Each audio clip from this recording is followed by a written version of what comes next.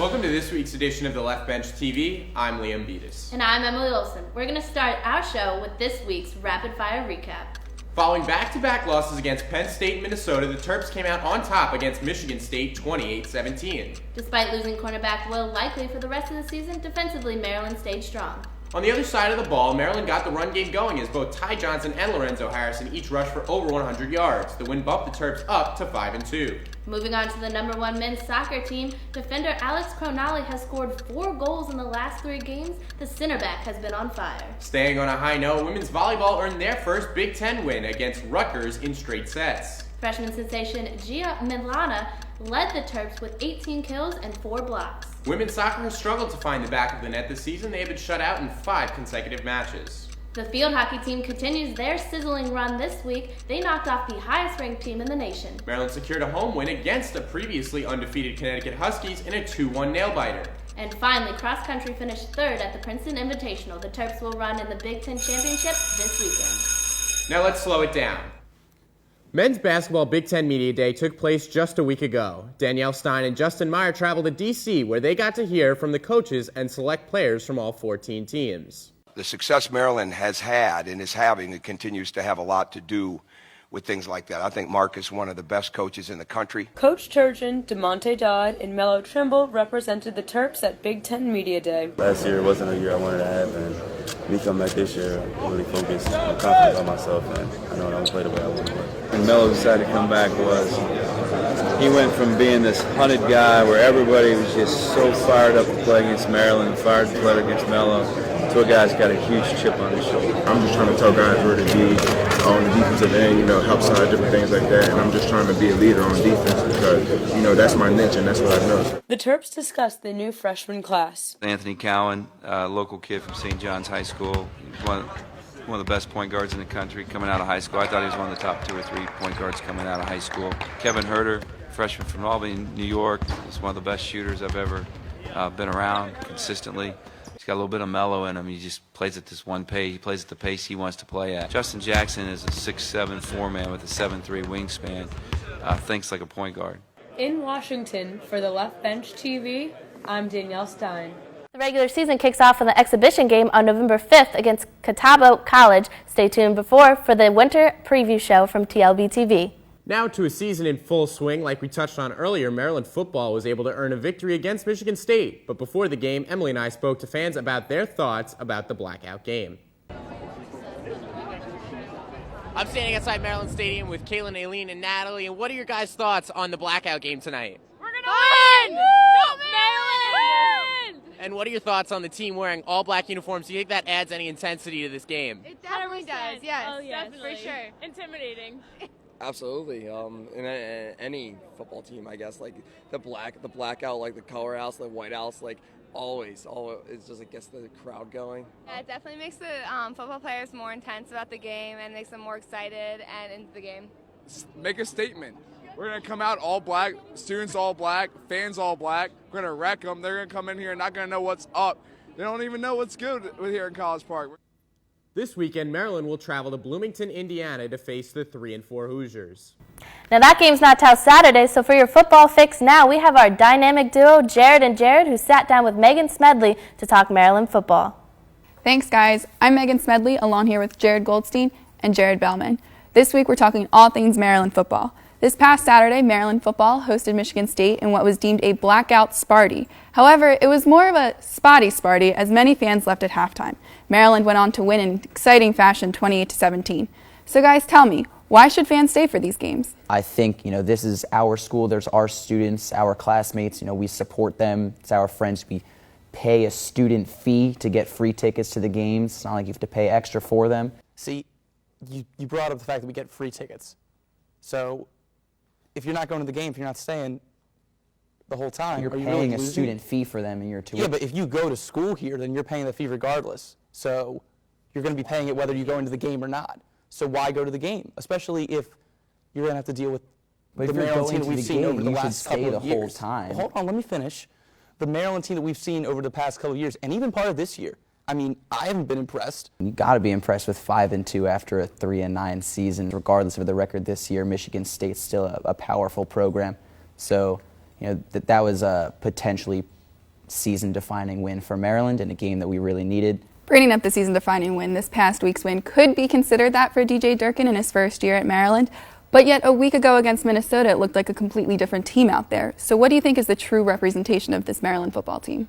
I think the product we saw on the field this past week is much closer to the team that we actually are. Last week, Perry Hills didn't start a quarterback. We started a true freshman who looked like a true freshman, Tyrell Pigram. So I think that this past game that we saw, the running game that we put out on the field with Lorenzo Harrison and Ty Johnson running all over the place, with Perry Hills going 21 for 27 and 200 yards with 2 touchdowns, is much more representative of the caliber team that we are. I just don't trust this team. I mean, they flat out stunk against Minnesota, a Minnesota team that's not very good at all, you know.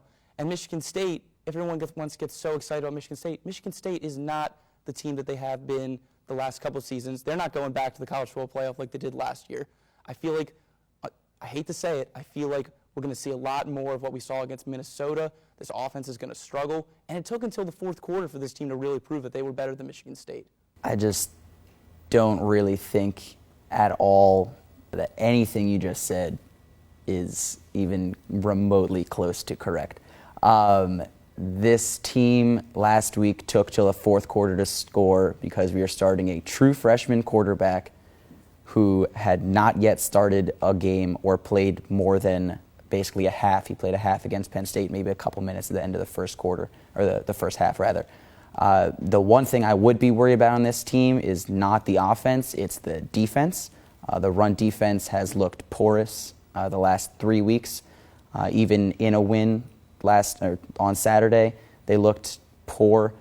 So I wouldn't be worried about the offense going forward. I'd be worried about us stopping other teams from scoring. And we're playing some pretty good offenses coming up. Nebraska, Michigan, Ohio State. You think that run defense is going to hold up? I don't think it's not. That's why I'm saying we should be worried about it. I'm not expecting to beat those teams, but one thing we are doing, which good teams do, is beat teams you should beat. And that's what we've done all season. You brought up a good point about their tough schedule coming up. So you have Michigan, Nebraska, and Ohio State. What do you think their bowl chances are right now? I think of the 5 games we have remaining, I think 2 of them are winnable. That would be this week against Indiana and the final week of the season at home against Rutgers. I think the 3 games in the middle, at Michigan, Ohio State here, and at Nebraska, I don't know that we'll score a combined 4 touchdowns in those games, to be honest with you. Those teams are all in the top 10 right now and will likely be there at the end of the season. They don't stand a chance against any of those teams. There's no way that they're going to beat any teams. And 2 of those 3 are on the road. And I don't think there's a chance they beat Ohio State here at home. I think you can pencil in a bowl game for this team just because they have Rutgers at the end of the year. Well, that's all the time we have on Jared and Jared. Thank you both for your insightful comments, and back over to you guys at the desk. Thanks, Megan. From current students to alumni, Robert Klemko roamed the halls of Philip Merrill College of Journalism, but now he reports in NFL locker rooms for Sports Illustrated. Alex Flum had the pleasure of sitting down with Klemko. 2012, 2013, you're in the locker room. You have to ask Ray Lewis a question. Can you tell me about that story? Yeah, so actually it was early in the playoffs. It was a wild card playoff game, and that week we had decided to do an investigative story where we talked to the murder victims' families from the Atlanta murders, where Ray Lewis was convicted of obstruction of justice, and his friends were convicted of other crimes, but then later had those overturned. And we wanted to know how the murder victims' families felt about what happened, 13 years later. And so they asked me to go in the locker room on a Thursday before the playoff game in Denver to get Ray Lewis's comment. So not a hard assignment, right? Yeah. And I mean, he freaked out. He was like, "You need to go find your own space," And all the players got real quiet, and then the PR people freaked out. And a few days later, we're at this game, and I go to interview defensive players, and they grab me after a brief argument and try to shove me out of the locker room. But it was one of those things where I was super nervous, but I'm really glad that it all happened. I was mortified at the time, but Sports Illustrated writer Peter King, he ended up writing about it in his column that next Monday and kind of shaming the Ravens, and then that put him on to being interested in reading more of my work and later hiring me for the MMQB. And this year we have the whole Kaepernick situation. I know you've written a column or a couple columns about that. Can you tell me your opinion on the matter? To not cut him was a surprise to me. If you had told me that a player would do that in 2016, I would have said, well, that'll be the end of his career in the NFL. And it may still mark the end, but they weren't able to cut him immediately. That was one of the big takeaways. But you guys just had this panel here at the university on this. I mean, I think that there are so many issues that are worth exploring, from the way that we judge quarterbacks as opposed to everyone else, the way that we judge athletes and activism in football compared to other sports. The contrast between the activism in the NBA and the NFL is so huge. And I think that this episode really illustrated that. But I'm really looking forward to, the definitive book written about 2016 and Colin Kaepernick. You can stay up to date with Klemko's coverage at mmqb.si.com. The Terps men's soccer team is on a roll this season. TLB's Patrick Stoll talked to Gordon Wild, the team's top scorer.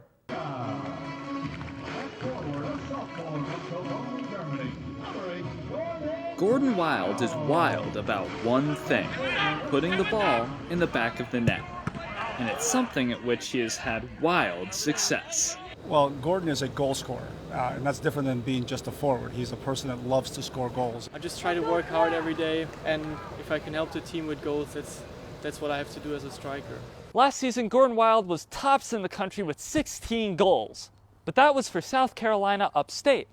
After transferring to Maryland in June, he's tied for 5th in the nation with 11 goals, and counting. I give him a lot of credit. He came in the summer, worked our summer camps, played with the guys in pickup games, did all the physical workouts, took some classes, so he ingrained himself within the team this summer, which I think led to a smoother preseason transition. The difference from last year is that just everything around me is better. My teammates are better, the coaching stuff is better. And let's not forget the friendly confines of Ludwig Field. The environment, Ludwig Field without fans, that's something that's very unique. Not only did Wild acclimate quickly to his new home, but he brought with him high expectations and lofty goals. The most pressure I'm putting on myself is the pressure I create, I want to be the best striker in the nation at some point. Maryland is undefeated on the season. They're ranked #1 in the country, and soon in the postseason, they'll look to add another one of these to Ludwig Field. For the Left Bench TV, I'm Patrick Stoll. On Sunday, the team finishes their regular season on the road against Michigan. Maryland's 5th-ranked field hockey team is led by forward Velma Luce and defender Grace Ballsden. TLB TV's Micaiah Cherry has a deeper look into the duo's chemistry. Maryland field hockey captain Velma Luce is a star for the Terps. She's a natural goal scorer. She, in my opinion, is the most creative, consistent goal scorer in the country. But before the season, the NCAA had to determine whether she would be eligible for another year. Right. I think every athlete, once they're done with their 4 years, kind of wishes they had another year. So for me, it was great, very exciting to be back. And her coach couldn't have been happier. I was happy for her. It was something that she deserved. It was something she fought very hard for. I'm just really pleased that the NC2A and the University of Maryland was certainly supportive of Velma being our student athlete. With Velma back for another year, Maryland was ready to contend for another national championship. They also brought in Grace Ballsden from England, an offensive threat. The duo automatically clicked. Since the moment she came in, we're good friends off the field, and on the field we connect very well, and she's a great player and just brings a lot to the team. Grace, a grad student, comes to College Park from England, where she was a 3-time qualifier for the European Club Championships. I've got some really good friends back home who have been here and told me what a great experience they had, the coaching staff and the school, and said what a fun family environment. As a Terp, Grace has won multiple Big Ten weekly honors. Along with Velma, she's led the offensive attack.